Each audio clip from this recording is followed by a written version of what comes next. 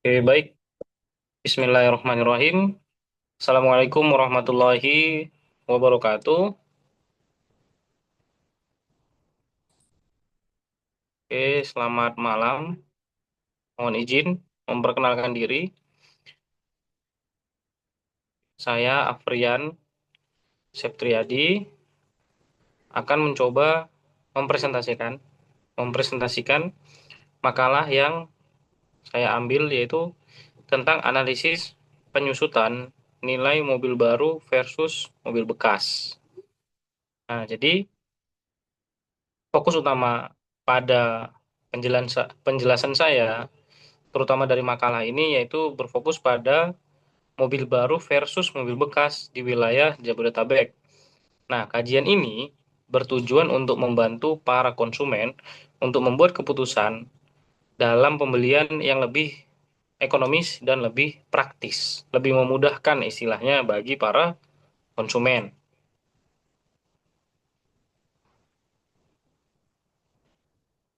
Oke. Nah, kemudian mobil saat ini tuh nggak hanya digunakan sebagai alat transportasi aja. Nah, tapi juga menjadi bagian dari gaya hidup bahkan termasuk menjadi aset ekonomi bagi si konsumen. Nah, di wilayah padat seperti Jabodetabek ini, mobil pribadi ini dianggap sangat penting sekali.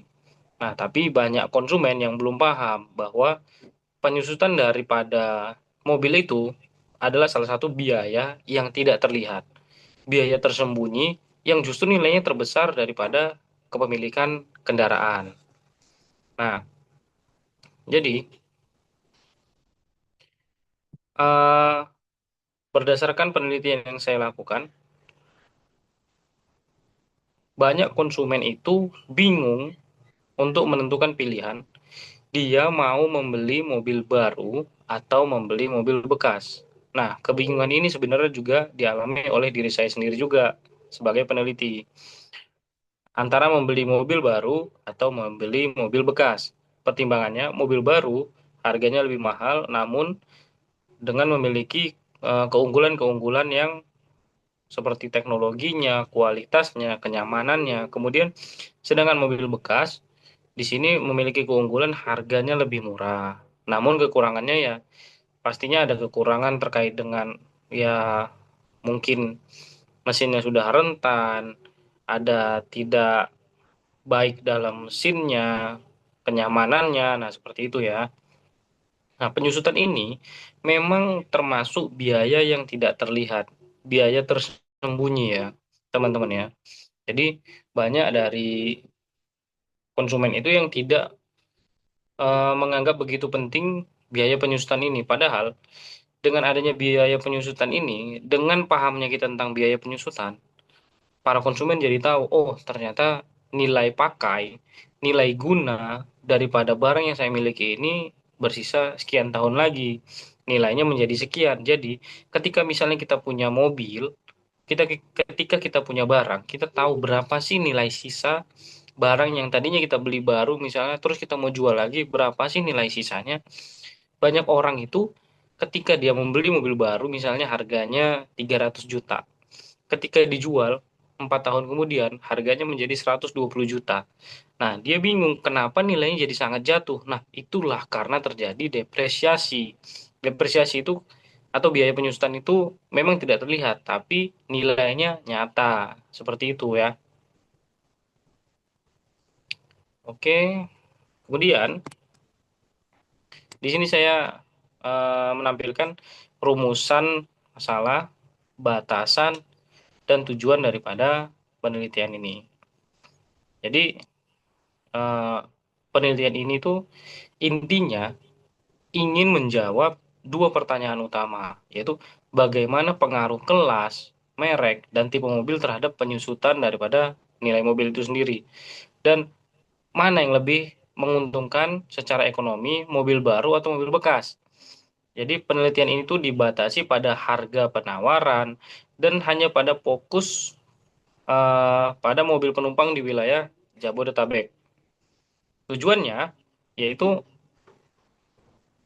tujuannya yaitu memberikan gambaran yang lebih jelas tentang pilihan pembelian mobil berdasarkan daripada nilai penyusutan itu. Nah, eh, jadi karena ruang lingkupnya terlalu besar, jadi saya hanya batasin untuk wilayah, untuk mobil penumpang saja di wilayah Jabodetabek. Jadi ya, kenapa saya lakukan penelitian ini hanya kendaraan penumpang di Jabodetabek?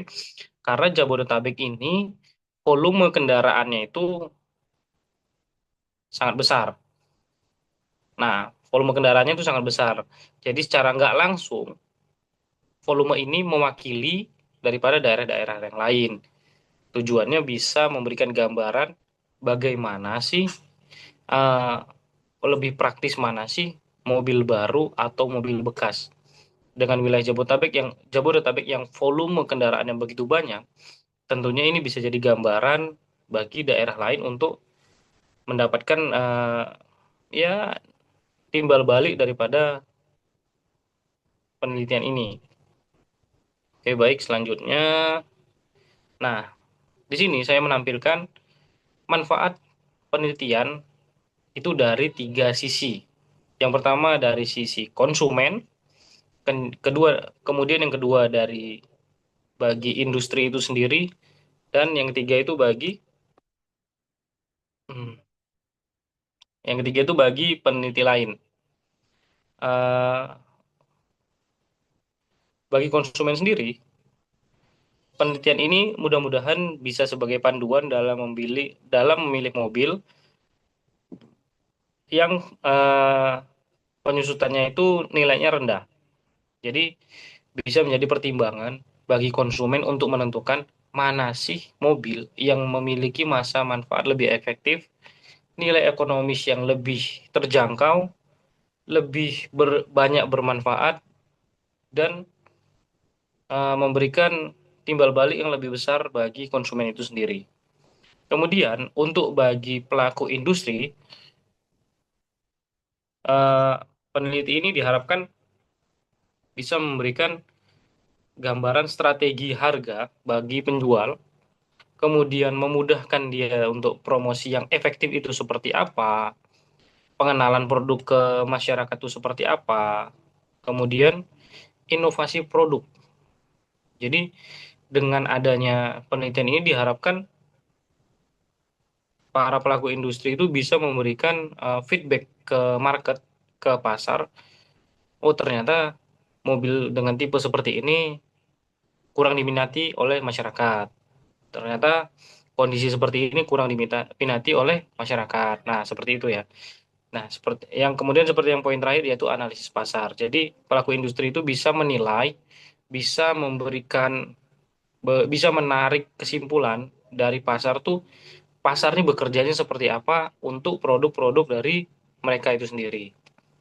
Kemudian, nah, untuk bagi peneliti ya, ini untuk memudahkan pengembangan metodologi, kemudian kolaborasi dengan peneliti, dan peningkatan kualitas penelitian. Nah, jadi dengan adanya penelitian ini, mudah-mudahan jika ada peneliti lain yang ingin mengambil dengan tema yang sama, bisa menjadikan dasar tambahan info penelitian ini dan menjadikan penelitian selanjutnya jadi lebih baik.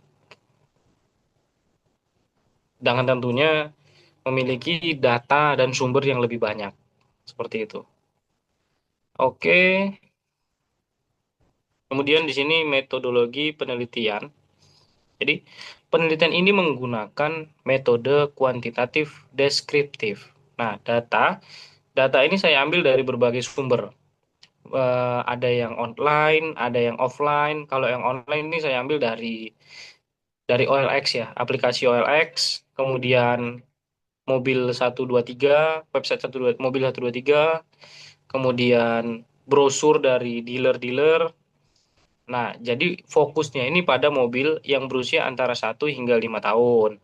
Terutama jenis-jenis mobil itu yang seperti LCGC, MPV, kemudian SUV.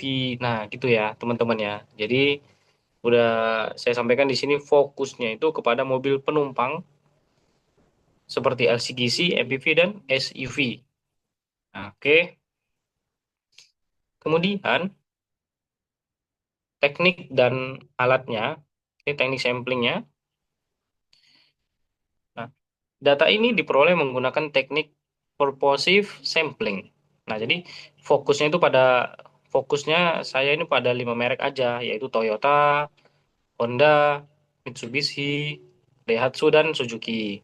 Nah, alat yang saya gunakan antara lain tuh laptop, kemudian saya gunakan juga Microsoft Excel, terus informasi harga dari mobil itu dari situs dan brosur resmi dari merek mobil tersebut ya teman-teman ya. Nah, penelitian ini juga mengasumsikan bahwa mobil itu digunakan secara normal. Jadi, eh, penelitian ini saya gambarkan secara umum. Misalnya mobil AC/DC digunakan secara normal 3 tahun, 5 tahun. Nah, digunakan setiap hari. Nah, seperti itu ya teman-teman ya. Jadi digunakan antara 10 hingga 20 ribu kilometer per tahunnya. Itu misalnya aja ya teman-teman. Saya pukul rata seperti itu untuk memudahkan eh, pengambilan datanya. Kemudian, oke, di sini. Nah, penyusutan nilainya itu dihitung dengan rumus yang sangat sederhana ya teman-teman, yaitu selisih antara harga barang baru dengan harga bekas. Kemudian dibagi dengan usia dari manfaat dari kendaraan itu sendiri. Nah, hasil dari perhitungan ini kemudian ditampilkan dalam bentuk tabel dan grafik agar lebih mudah nantinya dipahami dan dibandingkan untuk tiap merek dan tipe dari masing-masing mobil itu sendiri. Nah, oke, teman-teman bisa dilihat di sini perbandingan harga mobil ya. Nah, di sini coba kita kita bisa lihat contoh dari dua merek mobil populer deh, yaitu Toyota Avanza dan Honda Brio. Itu harga barunya aja itu 260 juta untuk Avanza. Nah, sementara sementara harga bekasnya setelah 5 tahun itu turun jadi 165 juta. Nah, sedangkan Brio juga menunjukkan tren penurunan serupa. Hal ini menunjukkan bagaimana nilai mobil menyusut dari tahun ke tahun. Seperti itu. Oke, nah di sini. Nah, pada contoh Toyota Avanza, oke, kita bisa lihat bahwa dalam 1 tahun pertama itu nilai mobil itu turun sekitar 25 juta rupiah ya, teman-teman ya. Nah, ini berarti penyusutan tertinggi terjadi di awal kepemilikan. Nah, setelah 3 tahun, kemudian sampai dengan 5 tahun, penyusutan per tahunnya jadi lebih stabil dan cenderung lebih rendah ya, teman-teman. Jadi, kayak grafiknya itu dari atas dulu, kemudian turun ke bawah, turun, turun, turun terus. Cenderung ya hampir stagnan lah istilahnya. Nah, ini menjadi pertimbangan penting dalam memilih mobil antara mobil baru atau mobil yang bekas. Oke, nah di sini, nah kita kita berikan contoh ya teman-teman ya, pemisalan ya. Nah misalnya misalnya nih Pak Budi nih, Pak Budi misalnya beli mobil Avanza baru. Nah terus setelah 5 tahun ia jual nih. Jadi belinya tadi berapa tadi? Belinya tadi 260 juta ya, baru ya. Kemudian setelah 5 tahun ia jual jadi 165 juta. Nah, dari nilai tersebut bisa kita lihat bahwa setelah 5 tahun ia akan kehilangan 95 juta rupiah dari nilai mobilnya. Nah, sebaliknya, jika mobil Avanza bekas yang usia 3 tahun, jika, nah sebaliknya, misalnya jika Pak Budi tadi beli mobil di usia mobil itu 3 tahun dan jualnya 2 tahun kemudian, maka kerugiannya di sini hanya 35 juta rupiah. Nah, artinya membeli mobil bekas ini malah bisa menghemat sampai dengan 60 juta rupiah. Kalau dari sisi ekonomis, tentunya mobil bekas ini memiliki nilai ekonomis yang lebih menguntungkan dibandingkan dengan eh, mobil yang baru. Kalau dari sisi ekonomisnya saja yang dinilai, dari sisi keuangannya saja yang dinilai. Tapi biasanya kalau seandainya kita mau beli mobil itu tergantung orang ya. Ada yang memilih lebih ke masa manfaatnya, ekonomisnya, kemudian perkembangan teknologinya, kenyamanannya, atau penilaian-penilaian lain yang setiap orang pastinya berbeda-beda ya. Oke, oke, baik ya. Dari sisi ekonomi, mobil bekas yang usianya 3 sampai 5 tahun itu lebih menguntungkan karena depresiasinya sudah menurun dan biaya pajaknya itu juga asuransinya pastinya lebih rendah. Nah, tapi mobil baru itu punya keunggulan. Seperti yang saya bilang tadi, mobil baru itu punya keunggulan dari sisi teknologi, ada garansi dari pabriknya juga, kemudian kenyamanan dan minim resiko. Nah, kayak gitu ya. Jadi kesimpulannya, mobil baru itu memang menyusut nilai penyusutannya itu sangat tinggi untuk tahun pertama dan tahun kedua itu sangat tinggi, tapi selanjutnya dia akan stagnan, lebih ke stabil ya. Tapi bagi mereka yang mengutamakan teknologi, bagi konsumen yang mengutamakan teknologi dan kenyamanan, mobil baru itu tetap pastinya jadi pilihan yang sangat menarik. Nah, sementara itu di samping itu ya, di samping itu bagi yang memiliki anggaran terbatas dan berorientasi pada investasi jangka panjang, pastinya mobil bekas yang usianya 3 sampai 5 tahun itu adalah pilihan yang terbaik gitu. Itu semua kembali ke para konsumen masing-masing. Ada yang mementingkan mungkin jadi gaya hidup kah, atau mungkin lebih ke masa manfaat ekonomis kah, lebih ke kenyamanan, teknologi, itu tergantung dari konsumen itu sendiri. Kemudian, oke. Nah, untuk konsumen sendiri, pertimbangkan, ini saran dari penulis ya, dari saya, untuk konsumen, lebih baik dipertimbangkan untuk beli mobil bekas dari merek terpercaya. Kalau misal mau beli mobil bekas, lebih baik belinya itu di dealer atau toko yang terpercaya. Jadi agar kerugian ekonominya itu lebih kecil. Jadi kerugiannya itu bisa diminimalisir ya teman-teman ya. Nah, kemudian untuk produsen dan dealer sebaiknya mulai transparan lah. Sebaiknya transparan, terbuka soal nilai jual kembalinya. Boleh ngambil untung, tapi jangan sampai karena pembelinya ini sepertinya tidak mengerti tentang mobil, dunia otomotif, langsung menaikkan harga jauh, bahkan mendekati harga barunya. Nah, jangan seperti itu. Kalau orang yang tidak tahu ya pasti iya iya saja, gitu kan. Nah, kemudian untuk peneliti selanjutnya, ini bisa dikembangkan lagi dengan menambahkan variabel lain ya, seperti bagaimana sih tingkat konsumsi bahan bakarnya, kemudian biaya perawatannya itu seperti apa, perkembangan teknologinya itu di masa-masa yang akan datang itu seperti apa.